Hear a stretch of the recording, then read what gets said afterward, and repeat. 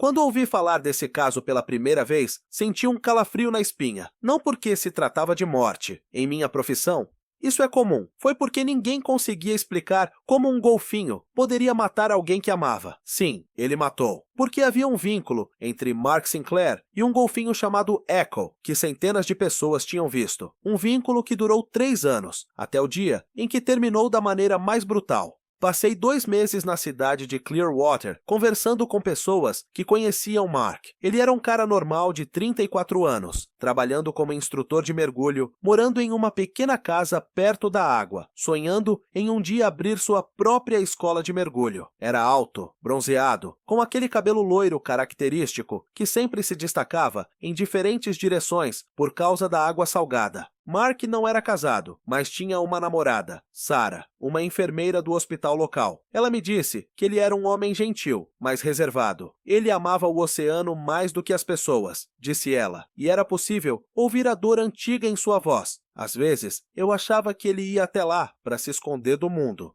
Todas as manhãs, às 7h30, Mark ia até o cais. Não importava se ele tinha trabalho ou um dia de folga. Ele caminhava até a água. Lá, em uma pequena enseada, Echo estava esperando por ele. O golfinho fez sua primeira aparição em junho de 2019. Os biólogos locais disseram que ele provavelmente havia se afastado do grupo. Um jovem macho com cerca de 4 anos de idade, com uma faixa branca característica em sua nadadeira dorsal. Os golfinhos não costumam ficar em um lugar por muito tempo, mas Echo ficou. E logo ficou claro que ele não estava interessado apenas na baía, mas em um indivíduo em particular. Nas primeiras semanas, Mark apenas nadava, e o golfinho o rodeava à distância. Depois, a distância começou a diminuir. Depois de um mês, Echo já estava se deixando acariciar. Encontrei muitos vídeos daqueles dias. Os turistas estavam constantemente filmando essa incrível amizade. As imagens mostram Mark brincando com o golfinho, como eles nadam juntos, como Echo literalmente dança na água quando vê seu humano. Os biólogos alertaram que essa proximidade poderia ser perigosa para o animal selvagem, mas Mark não estava ouvindo.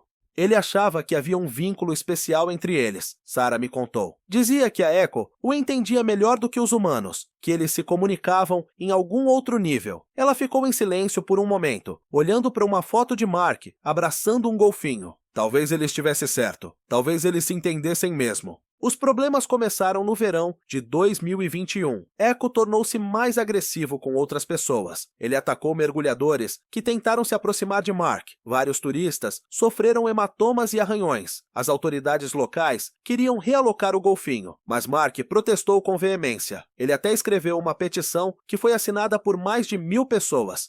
Ele ficou obcecado, lembra Sarah. Passava 5 ou 6 horas por dia na água, parou de aceitar novos clientes, disse que não podia deixar Echo em paz, que o golfinho ficaria entediado. Ela balançou a cabeça. Tentei convencê-lo de que isso não era saudável, mas ele só ficava bravo comigo. Naquela época, eu ainda não tinha percebido a gravidade desse vício. Mark começou a conversar com o golfinho como um ser humano, contou-lhe seus problemas, o que o estava incomodando. Os vizinhos o ouviam falar com o mar durante horas. Algumas pessoas achavam que ele era esquisito, outras o invejavam. Quem mais poderia encontrar um amigo tão leal? Encontrei registros nos arquivos do NCIS de que o comportamento de Echo se tornou cada vez mais imprevisível. Ele começou a seguir barcos, exigindo atenção. Um dia ele até tentou nadar até a praia perto da casa de Mark. Os biólogos disseram que o golfinho estava perdendo seus instintos de sobrevivência ao se tornar muito dependente dos humanos. Mas Mark viu isso apenas como uma prova de seu vínculo especial. Ele me escolheu, disse ele a qualquer pessoa disposta a ouvir. De todas as pessoas do planeta, ele me escolheu. E havia tanto orgulho em sua voz, tanta felicidade, que ninguém se atreveu a dissuadi-lo. A última semana de outubro de 2022 foi tempestuosa. Grandes ondas, ventos fortes e as autoridades locais desaconselharam a entrada na água. Mas Mark não conseguia quebrar seu ritual. Todas as manhãs, ele ia até a enseada, mesmo assim. Echo também estava lá, mas seu comportamento havia mudado. Ele ficou nervoso, agressivo. Várias vezes ele pulou bruscamente para fora da água, fazendo barulhos altos.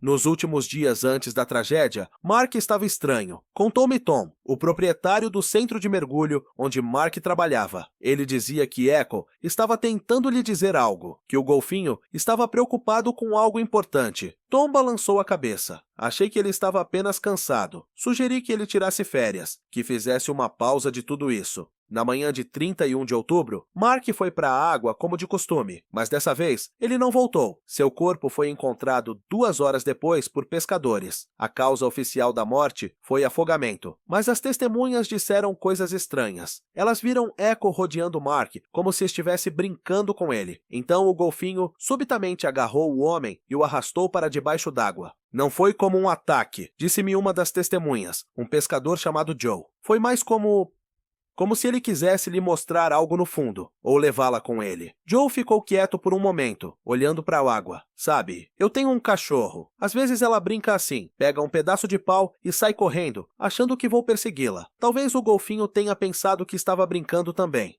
A perícia mostrou que não havia sinais de agressão no corpo de Mark. Não havia mordidas, arranhões ou outros ferimentos. Apenas água em seus pulmões. É como se ele simplesmente esquecesse que não conseguia respirar embaixo d'água, ou não teve tempo de vir à tona, ou não quisesse. Depois que Mark morreu, Echo desapareceu. Os biólogos locais especularam que ele nadou para o mar aberto, talvez se juntando a outra matilha, mas os pescadores às vezes viam um golfinho solitário perto da costa. Ele circulava pela mesma baía, onde costumava se encontrar com Mark, mas nunca mais se aproximou das pessoas.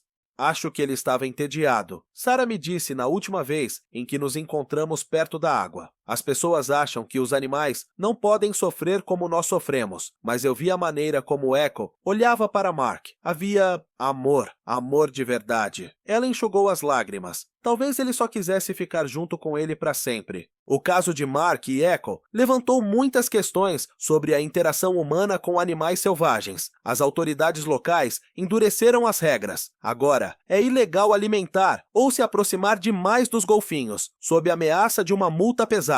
Mas para mim, a questão principal continua sendo: o que acontece quando a fronteira entre o homem e o animal fica embaçada? Pensei muito sobre isso enquanto trabalhava na peça. Mark encontrou o que muitos de nós procuramos durante toda a vida: amor incondicional, aceitação, compreensão sem palavras. Mas o preço dessa conexão se mostrou muito alto para ambos, porque na natureza não há espaço para emoções humanas. Há apenas instintos, território e sobrevivência. Echo provavelmente não se deu conta do que estava fazendo. Para ele, Mark não era um ser humano, era um membro de uma matilha. E em uma matilha de golfinhos, é costume compartilhar tudo: comida, território e até mesmo o ar. Talvez naquele último dia, ele só quisesse compartilhar seu mundo subaquático com seu amigo, mostrar a ele algo bonito no fundo do mar, sem perceber que um homem não pode respirar embaixo d'água. Ou percebendo, e desejando que Mark pudesse ficar com ele para sempre. A história de Mark e Echo é sobre como o amor pode se tornar perigoso quando esquecemos os limites, sobre como a natureza selvagem permanece selvagem, apesar de nossas melhores tentativas de domá-la, e sobre como, às vezes, os relacionamentos mais bonitos podem terminar em tragédia quando entendemos mal sua natureza.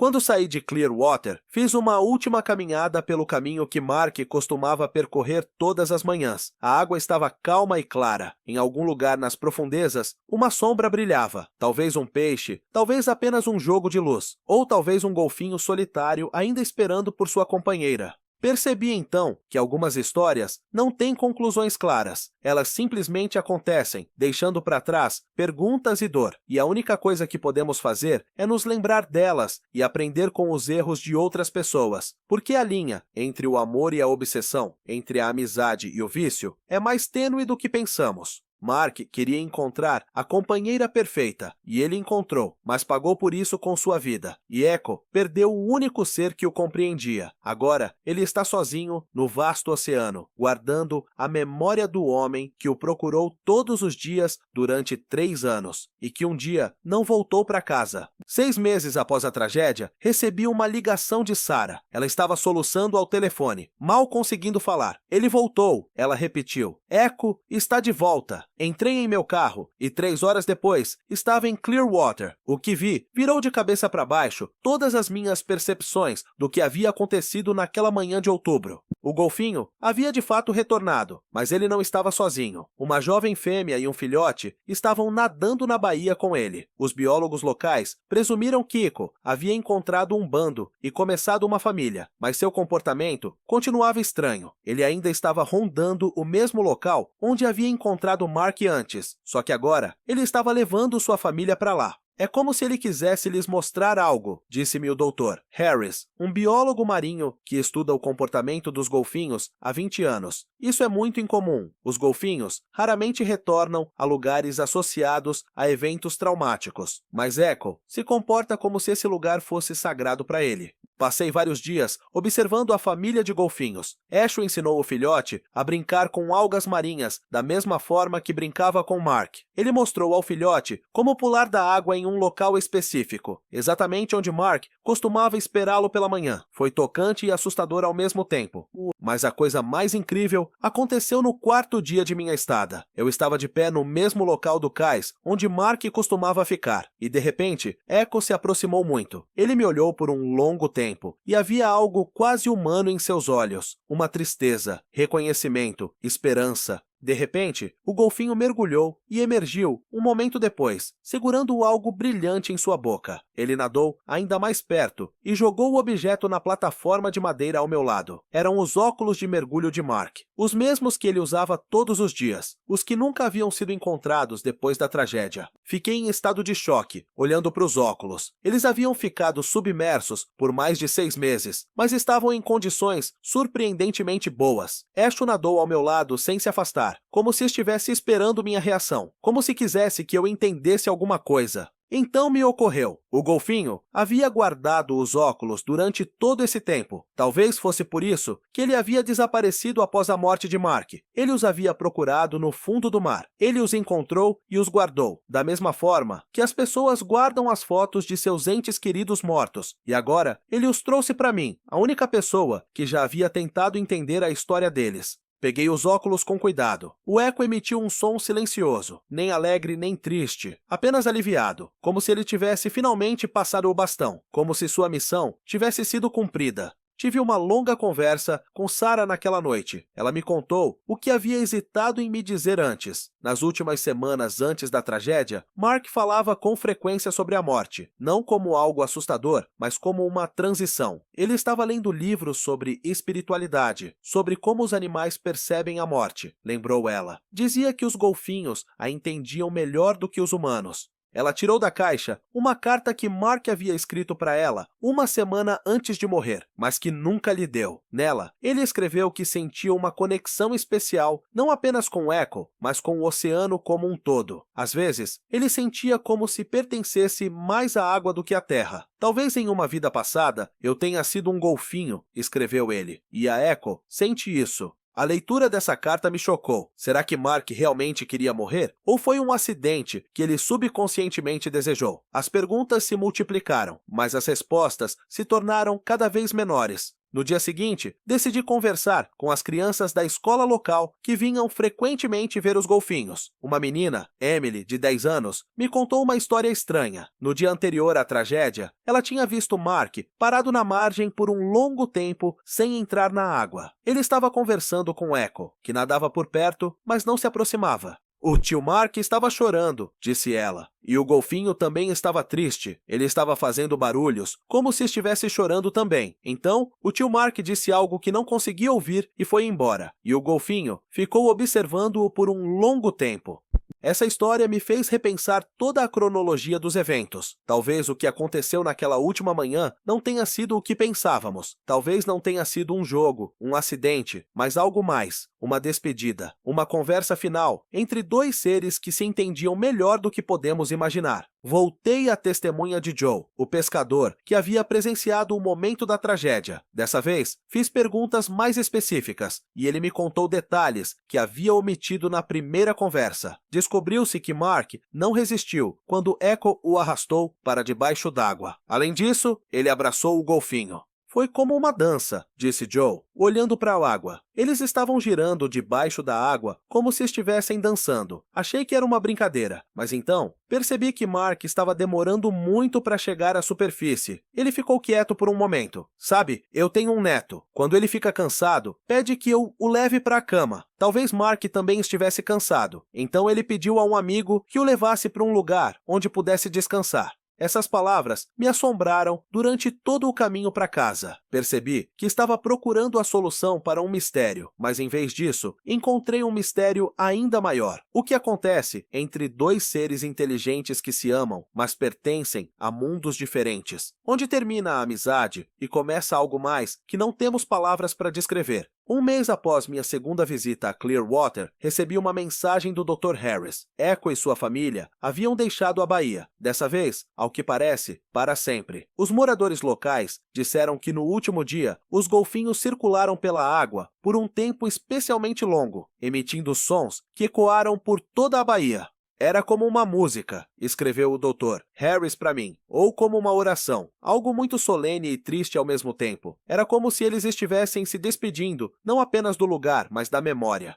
Eu havia terminado minha investigação, mas ainda não havia terminado para mim. Os óculos de Mark ainda estão na minha mesa em casa. Às vezes, olho para eles e penso em como o vínculo entre os seres vivos pode ser mais forte do que a morte. Sobre como o amor nem sempre tem um final feliz, mas sempre tem significado. A história de Mark e Echo me ensinou que a verdade raramente é simples. Estamos acostumados a dividir o mundo em preto e branco, certo e errado. Mas entre o homem e o golfinho, entre a vida e a morte, entre o amor e a perda, há um espaço em que nossas categorias habituais não funcionam. Talvez Mark realmente tenha encontrado o que estava procurando. Talvez Echo tenha lhe dado exatamente o que ele queria. E talvez a história deles não seja uma tragédia, mas um tipo diferente de felicidade. Uma felicidade que não podemos entender, mas podemos respeitar. Quando penso neles agora, não imagino o momento da morte, mas todas aquelas manhãs em que se encontraram na água, um homem e um golfinho, tão diferentes e tão semelhantes, encontrando um no outro o que não conseguiam encontrar em seus mundos. E embora sua história tenha terminado em tragédia, ela começou com um milagre. E os milagres, eu aprendi, não acontecem para durar para sempre. Eles acontecem para que possamos nos lembrar de que o amor é possível nas formas mais incríveis.